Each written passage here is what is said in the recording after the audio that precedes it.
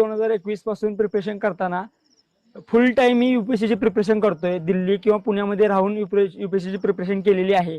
या दरम्यान कधीही मी 1 महिना किंवा 2 महिना बकऱ्यांच्या मागे गेलेलो नाहीये. जे सोशल मीडियावर व्हायरल होत आहेत असे टीव्ही न्यूज वाल्यांनी काय केलं की टीआरपी साठी मी जे काही चांगलं बोललोय ते बाजूला ठेवलंय. जे टीआरपी वाढवायला कंटेंट पाहिजे ते खूप फेमस करून सोडलाय.